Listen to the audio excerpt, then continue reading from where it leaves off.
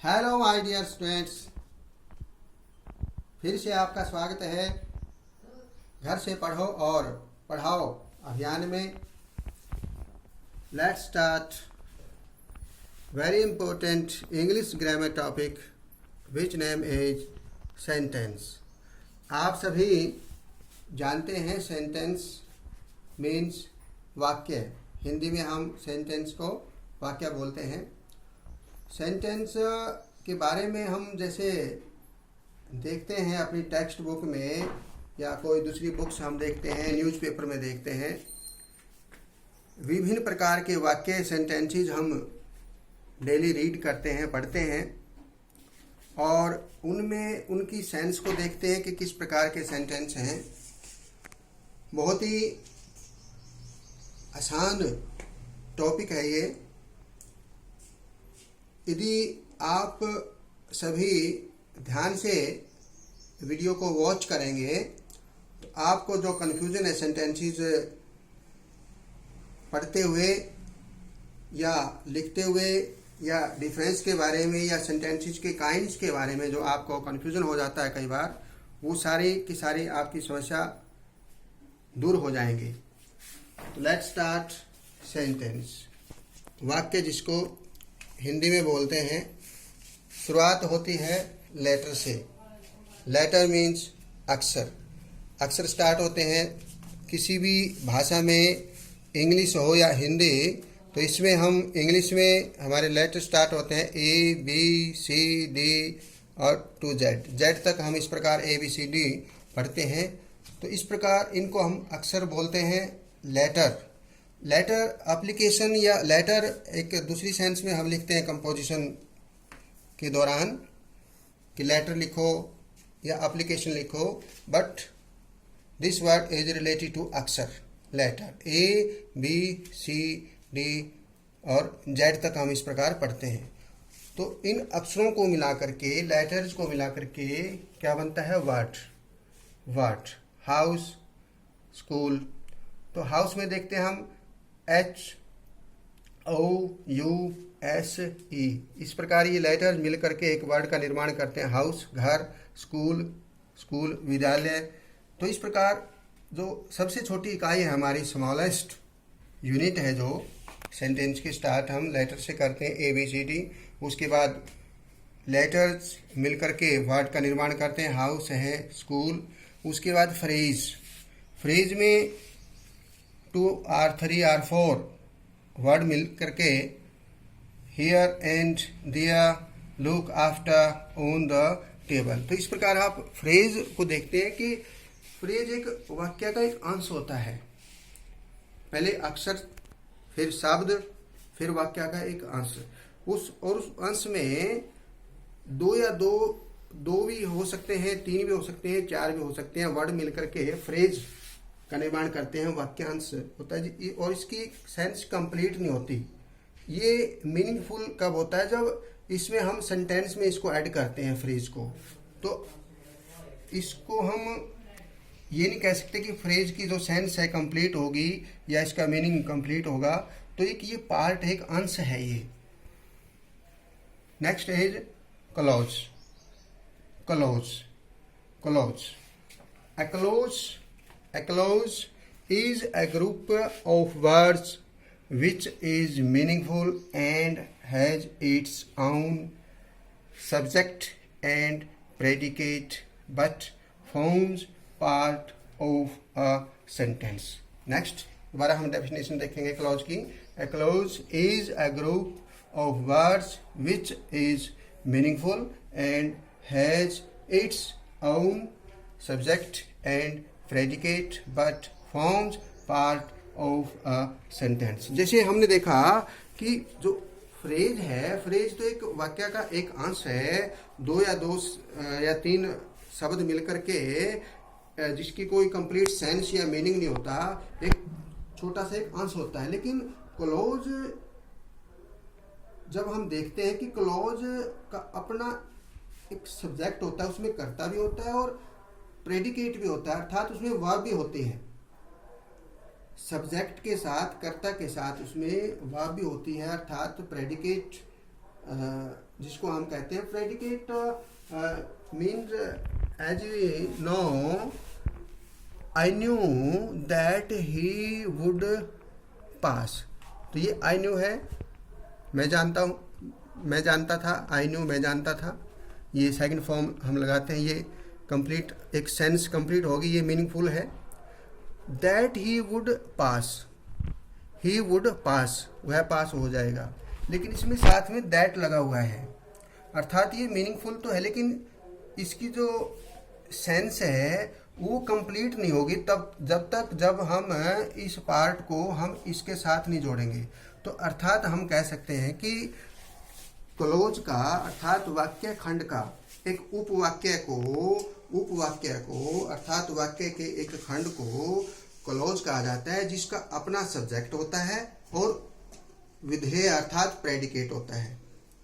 विधेय प्रेडिकेट का मतलब आप सभी जानते हैं कि सब्जेक्ट के बाद का जो पार्ट होता है, जैसे ये सब्जेक्ट है एंड न्यू इज प्रेडिकेट अर्थात वर्ब है ये, ही वुड पास, तो उसमें सब्जेक्ट के साथ वर्ब भी हो सकती है जिसको हम सिंपल प्रेडिकेट बोलते हैं, और वर्ब के साथ कुछ और वर्ड भी ऐड इसमें हो सकता है जो मॉडिफाई करता है उस वर्ब को, उसके साथ 2 या 3 वर्ड भी हो सकते हैं। यानी सब्जेक्ट के बाद का जो पार्ट है उसको हम प्रेडिकेट बोलते हैं, जिसमें वर्ब और जो दूसरे वर्ड जो उसको मॉडिफाई करते हैं वो साथ में शामिल हो सकते हैं। अकेली वर्ब है सिंपल प्रेडिकेट, और वर्ब के साथ कुछ एडिशन है, कुछ और वर्ड हैं साथ में, कंप्लीट प्रेडिकेट। तो प्रेडिकेट का के रूप में आप सबने समझ लिया कि कर्ता और प्रेडिकेट, कर्ता और विधेय किसमें होते हैं, क्लोज में। लेकिन क्लोज एक पार्ट होता है एक सेंटेंस का, अकेला क्लोज की जो सेंस कंप्लीट नहीं होती जब तक हम उसको क्लोज को दूसरे पार्ट के साथ, दूसरे क्लोज के साथ उसको ऐड नहीं करेंगे। तो हम देखते हैं कि सब्जेक्ट एंड प्रेडिकेट तो होता है इसका, but forms part of a sentence, परंतु ये एक सेंटेंस का, एक वाक्य का एक भाग होता है, कौन, क्लोज। तो इसका अपना सब्जेक्ट भी होता है और वर्ब भी होती है। तो क्लोज की वर्ब भी और सब्जेक्ट भी, लेकिन फ्रेज की वर्ब और सब्जेक्ट कंप्लीट नहीं होते, सब्जेक्ट और ने वर्ब, इसलिए फ्रेज एक वाक्य का केवल एक अंश है और ये केवल एक वर्ड है और ये केवल लेटर है जो वर्ड का निर्माण करते हैं। तो क्लोज के अंदर हम जाकर के देखते हैं कि ये एक सेंटेंस का एक पार्ट है जिसका अपना सब्जेक्ट भी होता है और वर्ब भी होती है। Next is sentence. Sentence. He won a prize. She has done her work. Do you help me? He is poor yet he is honest. इसमें देखो ये फुल स्टॉप लगे, ये क्वेश्चन मार्क लगा है, इंटरोगेटिव सेंटेंस है, यानी ये सेंस कंप्लीट है, सेंस कंप्लीट है, सेंटेंस कंप्लीट है। तो definition of sentence, a sentence is a group of words which makes complete sense, यानी शब्दों का एक समूह है। वैसे तो क्लॉज भी शब्दों का एक समूह है, is a group of words, ये भी शब्दों का समूह है क्लॉज भी और सेंटेंस भी। लेकिन डिफरेंस क्या है, क्लॉज तो एक सेंटेंस का एक पार्ट होता है, क्लॉज का सब्जेक्ट भी होता है, वर्ब भी होती है साथ में, लेकिन ये पार्ट होता है किसका, सेंटेंस का। लेकिन sentence is a group of words which makes complete sense. Sentence एक ऐसा समूह होता है शब्दों का जो सेंस यानी जिसका अर्थ पूर्ण हो जाता है, जिसको हम सार्थक शब्दों का एक समूह बन जाता है अ सेंटेंस। दोबारा फिर देखते हैं, a sentence is a group of words which makes complete sense. तो डिफरेंस क्या हुआ क्लोज में और उसमें, क्लोज सेंटेंस का एक पार्ट होता है और सेंटेंस एक कंप्लीट मीनिंगफुल सेंस में एक ग्रुप ऑफ वर्ड होता है जिसकी सेंस कंप्लीट होती है और मीनिंग भी कंप्लीट होता है। Next, kind of sentences. अब हम देखते हैं कि सेंटेंसेस के यानी वाक्य के प्रकार कौन कौन से प्रकार होते हैं वाक्य के, according to structure and according to function और मीनिंग। शब्द के अर्थ के अनुसार या उस वाक्य के कार्य के अनुसार इसको हम कितने भागों में बांटते हैं, और स्ट्रक्चर अर्थात स्ट्रक्चर इसकी बनावट के अनुसार, अकॉर्डिंग टू स्ट्रक्चर इसकी बनावट के अनुसार हम इसको कितने भागों में बांटते हैं। तो देखते हैं हम according to function of meaning. First is declarative, declarative या असर्टिव सेंटेंस। इसको डिक्लेरेटिव भी कहते हैं हम, असर्टिव सेंटेंस भी कह सकते हैं। यानी एक तरह से एक स्टेटमेंट होती है, statement which is called assertive sentence और declarative sentence. Next interrogative sentence, third imperative sentence, and fourth exclamatory sentence, and fifth is optative sentences. First is declarative or assertive sentences. It has two parts. यानी declarative sentence या assertive sentence के दो part होते हैं, दो प्रकार से होता है, affirmative and negative. Affirmative and negative यानी इसमें सकारात्मक वाक्य भी आ सकते हैं और नकारात्मक नेगेटिव भी आ सकते हैं। किसमें? असर्टिव सेंटेंस में। First is I wrote a letter, मैंने एक पत्र लिखा। It is affirmative sentence. I did not write a letter, मैंने एक पत्र नहीं लिखा, क्योंकि डिड नॉट सिंपल पास्ट में आता है और उसके साथ फिर ये फर्स्ट फॉर्म हमने लगाई है। ये भी सिंपल पास्ट है क्योंकि ये अफर्मेटिव है, इसमें सेकंड फॉर्म हमने लगाई है, तो डिड नॉट के साथ यहाँ फर्स्ट फॉर्म लगाई हमने, मैंने पत्र नहीं लिखा, ये नेगेटिव है। तो नेगेटिव और अफर्मेटिव दोनों किसके पार्ट हैं? असर्टिव सेंटेंस के। तो ये हम जगह जगह देखते हैं असर्टिव सेंटेंसेस को अपनी बुक में, जिसमें अफर्मेटिव भी सेंटेंस होते हैं और नेगेटिव भी होते हैं। नेक्स्ट इंट्रोगेटिव, जो जिसमें प्रश्न पूछा जाता है, प्रश्न पूछे जाने वाले वाक्य को हम इंटरोगेटिव सेंटेंसेस बोलते हैं। Do you go to school, क्या तुम स्कूल जाते हो? विल यू हेल्प मी, क्या तुम मेरी सहायता करोगे? व्हाट आर यू डूइंग, ये हम WH वर्ड से भी स्टार्ट होते हैं, हेल्पिंग वर्ब से भी स्टार्ट होते हैं, डू से या इज से या एम से, हैज हैव से, इंटरोगेटिव सेंटेंसेस। और इसमें क्वेश्चन मार्क, प्रश्नवाचक चिन्ह इसमें हम लगाते हैं, क्योंकि these are interrogative sentences. Next imperative sentences, जो डायरेक्ट वर्ब से स्टार्ट होते हैं। इसमें कोई डायरेक्ट एक तरह से सब्जेक्ट नहीं है, इसको हम सीधा वर्ब से स्टार्ट करते हैं। क्लोज द डोर, दरवाज़ा बंद करो। प्लीज़ हेल्प मी, कृपया मेरी सहायता करो। डोंट वेस्ट योर टाइम, अपना समय वेस्ट न करो। तो इस प्रकार ये सेंटेंसेस है जो आदेशात्मक भी हो सकते हैं, इसमें आदेश भी हो सकता है। रिक्वेस्ट से रिलेटेड, जैसे प्लीज़ है, इसमें रिक्वेस्ट भी हो सकती है। Suggested, don't waste your time, अपना समय बर्बाद मत करो, इसमें मनाही की गई या सुझाव दिया गया, तो सुझाव देने से रिलेटेड यानी सजेशन से रिलेटेड, रिक्वेस्ट से रिलेटेड, ऑर्डर से रिलेटेड, या किसी को कोई हम सलाह दे रहे हैं किसी प्रकार की या मनाही कर रहे हैं, तो इस प्रकार के सेंटेंसेस कौन से होते हैं? Imperative sentences. तो इस प्रकार आप ये बहुत से सेंटेंसेस अपनी बुक में देखते हैं, imperative sentences. Next exclamatory sentences. Hurrah, we have won the match, what a beautiful flower. इसमें क्या है? एक तो साइन ऑफ एक्सक्लेमेशन, विस्मयादिबोधक चिन्ह कहते हैं जिसको, ये है विस्मयादिबोधक चिन्ह। देखिए ये विस्मयादिबोधक चिन्ह यानी ये विस्मयवाचक सेंटेंस है। इसमें क्या होता है कि एक सडन फीलिंग आती है इसमें, या तो खुशी की या उदासी की, सैडनेस की। कोई एक हम किसी को आश्चर्यचकित हो जाते हैं किसी सेंटेंस से रिलेटेड, तो उसमें हम साइन ऑफ एक्सक्लेमेशन लगाते हैं यहाँ पर, विस्मयादिबोधक चिन्ह। और ये जो एक्सक्लेमेटरी सेंटेंसेस होते हैं ये सडन फीलिंग से रिलेटेड होते हैं। इसमें उदासी की या खुशी की या आश्चर्यचकित करने वाली कोई भी भावना जब उजागर होती है एकदम से, तो इस प्रकार के सेंटेंसेस कौन से होते हैं? Exclamatory sentences. Optative sentences, optative sentences ये इच्छावाचक या प्रार्थनावाचक होते हैं, इच्छा सूचक। इसमें प्रार्थना की जाती है या इच्छा प्रकट की जाती है। मे गॉड ब्लेस यू, भगवान आपको आशीर्वाद दे। इसमें भी साइन ऑफ एक्सक्लेमेशन, देखो जैसे एक्सक्लेमेटरी सेंटेंसेस में हमने साइन ऑफ एक्सक्लेमेशन लगाया था विस्मयादिबोधक चिन्ह, इसमें भी ऐसे लगता है। वुड, ये मोस्टली ये मे या वुड दैट से स्टार्ट होते हैं ऑप्टेटिव सेंटेंसेस जो इच्छा सूचक होते हैं। Would that I were a king, काश में एक राजा होता, इसमें देखो विस्मयादिबोधक चिन्ह लग गया। May you win A scholarship, भगवान करे आप छात्रवृत्ति जीते। तो इस प्रकार ऑप्टेटिव सेंटेंसेस में हम देखते हैं कि इसमें इच्छा सूचक वाक्य होते हैं जिसमें प्रार्थना भी हो सकती है, इच्छा भी हो सकती है। तो सबने देखा कि फर्स्ट इज डिक्लेरेटिव और assertive sentences which have to, जो असर्टिव सेंटेंसेस होते हैं जिसके कितने पार्ट्स हैं, 2 parts, affirmative and negative. Affirmative सकारात्मक एंड नेगेटिव।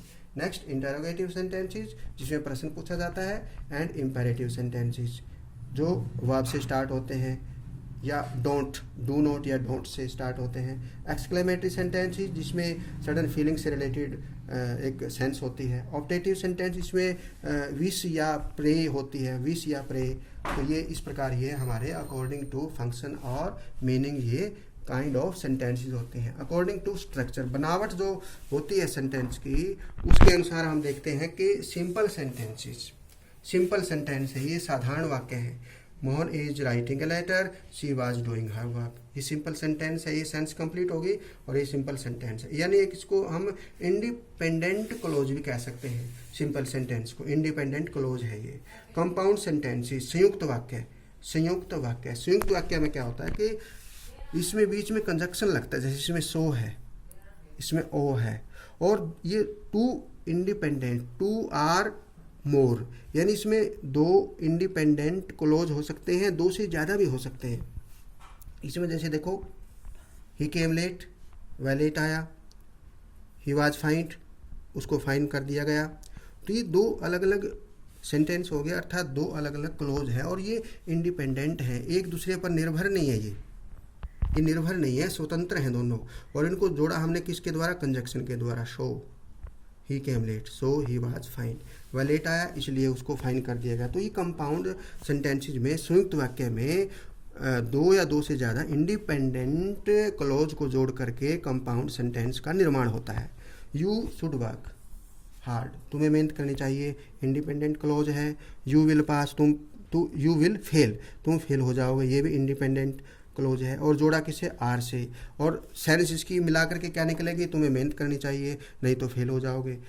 तो ये इंडिपेंडेंट क्लोज को जोड़ने वाला बीच में ये कंजक्शन है। और ये मिला करके कौन सा हो गया, कंपाउंड सेंटेंस, जिसको हिंदी में हम बोलते हैं संयुक्त वाक्य। कॉम्प्लेक्स सेंटेंसेस जिसको मिश्रित वाक्य बोलते हैं, मिश्रित। इसमें क्या होता है, मिश्रित वाक्य आपने ध्यान से एक तरह से अंडरस्टैंड करना है इसको। कॉम्प्लेक्स सेंटेंसेस में क्या होता है कि एक इसमें मेन या प्रिंसिपल या इंडिपेंडेंट क्लॉज होता है। जो कॉम्प्लेक्स सेंटेंस होता है, मिश्रित वाक्य होता है, उसमें एक पार्ट तो ऐसा होता है जिसको हम या तो मेन या प्रिंसिपल या इंडिपेंडेंट, स्वतंत्र कह सकते हैं उसको, या मुख्य कह सकते हैं। प्रिंसिपल मुख्य के रूप में, मेन मुख्य के रूप में, इंडिपेंडेंट क्लॉज स्वतंत्र के रूप में, यानी जो दूसरे पर डिपेंड नहीं होता। एक पार्ट ऐसा होता है जिसको हम क्या बोलते हैं, मेन, प्रिंसिपल या इंडिपेंडेंट। और दूसरा होता है सबऑर्डिनेट, दूसरा जो पार्ट होता है उसका क्या होता है, सबऑर्डिनेट, जिसको हम डिपेंडेंट भी बोलते हैं, आश्रित, जो उसके ऊपर निर्भर है। उस यानी मेन या प्रिंसिपल क्लोज के बिना उसका अर्थ पूर्ण नहीं होता है, इसलिए उसको हम डिपेंडेंट बोलते हैं या सबऑर्डिनेट बोलते हैं। और ये सबऑर्डिनेट मेन क्लोज पर डिपेंड होता है, निर्भर होता है। जैसे यू विल पास, ये तो इंडिपेंडेंट है, मेन क्लोज है ये, यू विल पास। इसको हम इसके बिना इसका अर्थ निकाल सकते हैं, स्वतंत्र है ये, इंडिपेंडेंट है। लेकिन यदि हम इसको हटा दें यहाँ से, ये रह जाएगा इफ़ यू वर्क हार्ड, यदि तुम मेहनत करते हो, यदि तुम मेहनत करते हो। यदि, तो यदि शब्द जब हम बोलते हैं साथ में, इफ़ यू वर्क हार्ड, हमें लगता है कि इसमें कुछ अधूरापन है, यानी किसी के साथ इसको जुड़ करके ही इसका मीनिंग कंप्लीट होगा। हम इसको अकेला नहीं लिख सकते जब तक ये यू विल पास, ये हम इसमें ऐड नहीं करेंगे तब तक इसका अकेले का मीनिंग कंप्लीट नहीं होगा।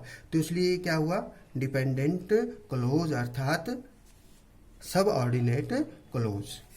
आई मैट ए मैन, मैं एक आदमी से मिला, ये बात पूरी हो गई, अधूरी नहीं है। मैं एक आदमी से मिला, ठीक है, मैं एक आदमी से मिला, लेकिन आगे क्या कहते हैं, हु वाज ए टीचर, जो एक टीचर था। मैं उस आदमी से मिला जो एक टीचर था। तो ये यहाँ से लेकर के हम यदि इसको हटा दें और इसको लिखें हु वाज ए टीचर, जो एक टीचर था, तो हम क्या करेंगे, जो एक टीचर था, इसका मतलब अधूरा है ये, हु वाज ए टीचर अधूरा है। क्यों? क्योंकि टीचर का संबंध किसके साथ हुआ, इस आदमी के साथ, क्योंकि मैं एक आदमी से मिला, हु वाज ए टीचर। तो जो ये कंजक्शन जो वर्ड लगता है इसमें कॉम्प्लेक्स सेंटेंस में, कंजक्शन से लेकर के कंजक्शन के उस वाक्यों को जोड़ने वाला शब्द कंजक्शन होता है। कंजक्शन के साथ का जो पार्ट होता है, जैसे ये कंजक्शन है, इसके साथ का पार्ट क्या है, इफ़ यू वर्क हार्ड।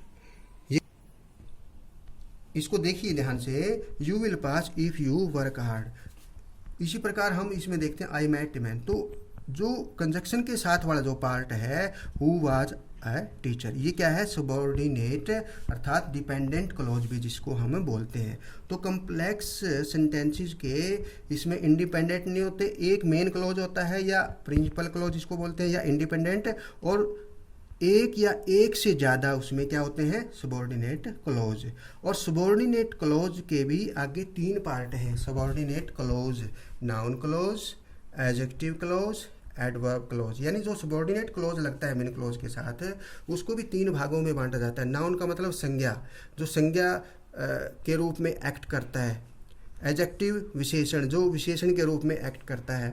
और एडवर्ब क्रिया विशेषण, जो क्रिया विशेषण के रूप में एक्ट करता है। इसका हम डिस्कशन नेक्स्ट पार्ट में करेंगे। सबऑर्डिनेट क्लॉज के 3 पार्ट हैं, noun clause, adjective clause and adverb clause. Next part में हम इन तीनों को डिस्कस करेंगे। तो आपने सबने कितने ध्यानपूर्वक देखा कि सेंटेंसेस को किस प्रकार हम डिवाइड करते हैं और किस प्रकार उनको पार्ट्स में बांटते हैं, और सेंटेंस का निर्माण किस प्रकार होता है, कैसे उसको स्ट्रक्चर के अनुसार उसके पार्ट्स हम लिखते हैं, और कैसे उसके मीनिंग के या मीनिंग और फंक्शन के अनुसार उसको हम किस प्रकार भागों में बांटते हैं। तो आपने ये जो भी पॉइंट नोट करें सबको अपनी नोटबुक में नोट कर लेंगे और आपस में डिस्कस करेंगे। ओके, थैंक यू, धन्यवाद, जय हिंद, बाय बाय।